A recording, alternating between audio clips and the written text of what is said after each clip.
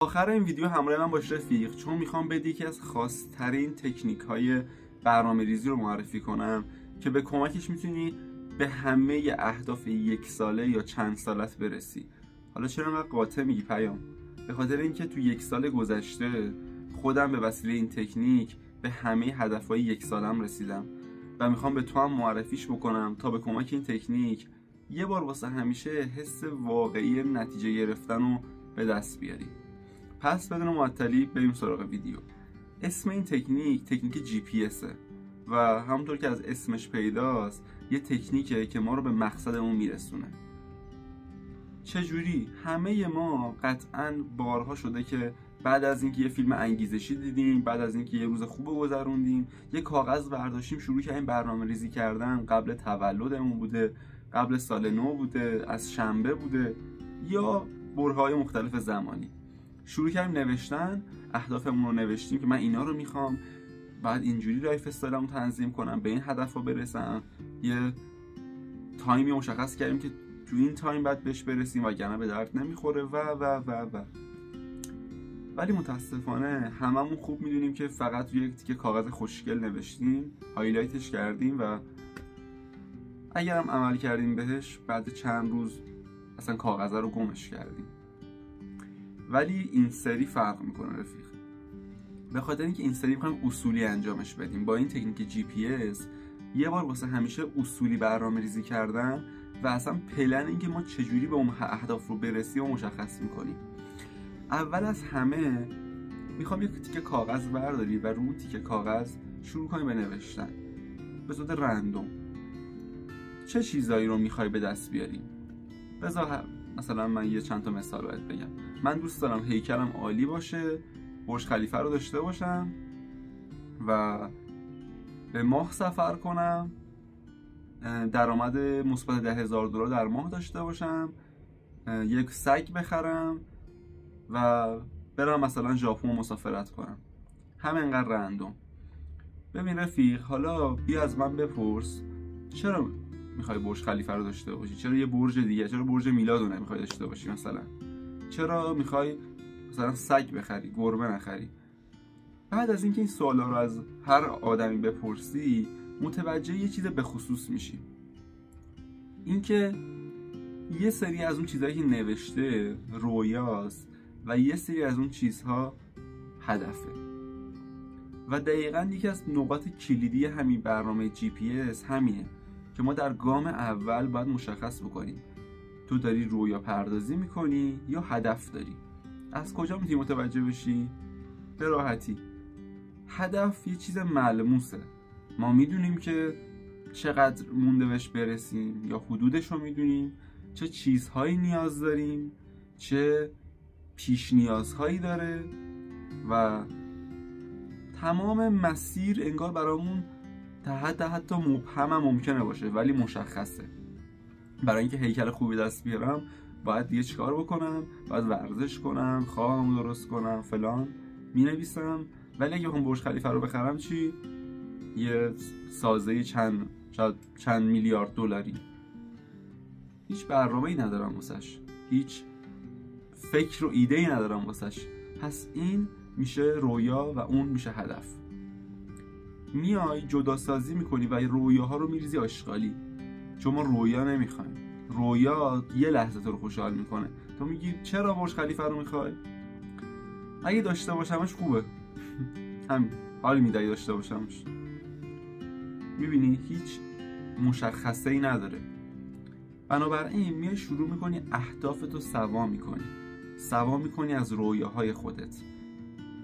به عنوان مثال وقتی میگی هدفم اینه که به $1,000 درآمد ماهیانه برسم، میای مینویسی که مثلا من اینقدر درآمد دارم، این تخصصا هم دارم یاد میگیرم، این تخصصا هم دارم ازش استفاده نکردم، این تایم آزادم دارم یه جا دیگه میتونم کار کنم و پیش نیازها باعث میشه که به هدف برسی. پس هدف واضحه و رویا نه، یه دوپامین فیکه، مثل بقیه دوپامینای فیک، زود گذره. بعد از اینکه اهدافتو نوشتی میای برای اهدافت مهندسی معکوس میکنی و اون مهندسی معکوس به این شکله هدف من اینه که سیکس پک داشته باشم. خیلی خوب، میای مهندسی معکوس میکنی که حالا من باید چه چیزهایی رو انجام بدم تا بتونم اون سیکس پک رو بسازم. به عنوان مثال باید تغذیه خودم رو درست بکنم، مینویسی تغذیه، مکمل، حرکات ورزشی، باشگاه میخوام برم، شهریه‌شو از اینجا بهم میده، بابام بهم میده، خودم پس انداز کردم، خودم دارم کار میکنم. تمامش رو مینویسی و واقع گرایانه. یعنی وقتی مینویسی باشگاه باید پول شهریه باشگاه رو داشته باشی. وقتی مینویسی مکمل باید پول خرید مکمل رو داشته باشی. وقتی مینویسی باشگاه میخوام برم باید تایمی داشته باشی که باشگاه بری، باید علاقه داشته باشی، باید مشخص کنی که چه رشته‌ای میخوای شرکت کنی. میخوای مثلا بدنسازی بری، میخوای فیزیک کلاسیک کار کنی، فیزیک کار کنی، میخوای والیبال کار کنی، میخوای رقص کار کنی، میخوای زومبا کار کنی. دقیقاً همه رو مینویسی رقص فلان، رقص فلان رو میخوای بری، باشگاهش کجاست؟ نزدیک خونت هست؟ نه نزدیک خونت نیست. وقتی نزدیک خونت نباشه نمیتونی به راحتی بری. هر چیزی که مینویسی رو باید از جنس واقعیت بهش ببخشی و اینجوری یه پلن کلی داری که چجوری به اون هدفت برسی. و از همه مهمتر باید برای هدف تایم مشخص بکنی. به عنوان مثال حساب میکنی من انقدر وزن کم میکنم به طور معمول، مثلا یه بار قبلا رژیم گرفتم، میدونم که هر 3 ماه یک بار مثلا من خودمو وزن میکنم، تو 3 ماه مثلا 6 کیلو وزن کم میکنم. اوکی، بر اساس واقعیت دوباره میای مثلا برنامه‌ریزی میکنی، میگی که من تو این تایم تونستم انقدر کم کنم، در 1 سال میتونم انقدر کم کنم و مثلا یه فرجه هم به خودت میدی و یه تایمی رو مشخص میکنی. پس هدف تو دارای تایم از جنس واقعیت و تو باید بدونی که پیش نیازهای اون هدف چیه. وقتی همه اینها رو نوشتی تو تقریباً 50% اون برنامه GPS رو انجام دادی و میدونی که هدفات چیا هستن، از جنس واقعیت هم، پیش نیازها چیه، باید ریز به ریز چی کار بکنی و اون ریز به ریز هایی که نوشتی از جنس واقعیته.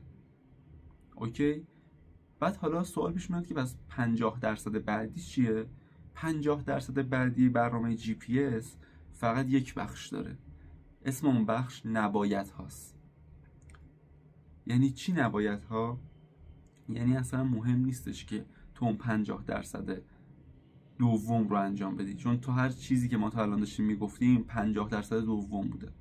50% اول نباید هاست و یعنی اینکه برای اینکه به اون هدف برسم من نباید چه نباید هایی رو انجام بدم. بذار یه مثال خیلی ساده برات بزنم. من توی برهه زمانی از نوجوانی شروع کردم ورزش کردن، شروع کردم فیلم خوب دیدن، محتوای انگیزشی دیدن، تلاش کردم هر کاری که بلدم انجام بدم تا آدم خوشحال تری باشم. ولی بذار صادق باشم باز، آدم خوشحالی نبودم. چرا؟ به خاطر اینکه جدا از ورزش کردنم یه تایم خیلی زیادی در حد 4-5 ساعت رو تو اکسپلور اینستا داشتم میچرخیدم، خوراکیای مثلا چرب و چیلی آشغال میخوردم، خوابم افتضاح بود و در کنارش داشتم ورزش میکردم، ویدیوی خوب میدیدم و نمیدونم چرا خوشحال نبودم. ولی بعداً فهمیدم که به خاطر اینکه من باید به نبایدها دقت میکردم. تو حتی اگه ورزش هم نکنی مهم نیست، ولی اگه درست بخوابی میتونی حتی ورزش هم نکنی و آدم خوشحالی باشی. حتی اگه فیلم خوب انگیزشی نبینی مهم نیست، اگه تغذیه سالمی داشته باشی آدم خوشحالی هستی. ولی ترکیب درست هر دوتاشون خب نتیجه خیلی بهتری داره. ولی برای اینکه به نتیجه برسی باید اول از همه دیدگاهت به نبایدها باشه. پس بخش آخر برنامه GPS میشه نبایدها. مینویسی برای اینکه به این پلن برسم، برای اینکه به این ریز جزئیات عمل کنم و به اهدافم برسم باید چه نبایدهایی رو انجام بدم. اون ورق کاغذی که روش همه اینا رو نوشتی رو میذاری کنار و یه کاغذ دیگه کامل اختصاص میدی به نبایدها تا یادت باشه که نبایدها مهمتر از بایدهاست. تو نباید سیگار بکشی، نباید مشروب بخوری، نباید تا 3 صبح بیدار بمونی. وقتی تا 3 صبح بیدار بمونی قطعا نمیتونی عملکرد عالی در طول روز داشته باشی. وقتی غذای آشغال بخوری قطعا نمیتونی سر حال باشی، ایده های خفن بدی. و تمام نبایدها ها رو با توجه به اهدافت و ریز جزئیاتی که روی کاغذ نوشتی مینویسی و در برهه اول به نبایدها عمل میکنی و در برهه دوم به اون کاغذ که از اول نوشتی. مطمئن باش با این روش GPS خیلی واقع گرایانه و خیلی برنامه ریزی شده و خیلی درست و نه جوگیرانه به اهدافت میرسی. و اگر هم به اهدافت نرسیدی به خودت میای میبینی که 80% رو انجام دادی، 70% رو انجام دادی. یه بار دیگه می GPS رو اجرا میکنی، یه تایم کوتاهی دوباره به خودت فروجه میدی و تو اون تایمی که به خودت دادی قطعا به اهدافت میرسی رفیق. اگه از این مدل محتوا خوشت میاد خوشحال میشم کانال رو سابسکرایب کنی. من راجع به توسعه فردی، پیشرفت و اعتماد به نفس و هر چیزی که در زمینه توسعه فردی و رشد شخصیتی و شخصی هستش محتوا تولید میکنم. پس لطف کن این ویدیو رو لایک کن، یه کامنت هم واسم بذار که بهم انرژی بدی. و مثل همیشه یادت باشه هر کسی میتونه در آخر شکست بخوره ولی ما هر کسی نیستیم.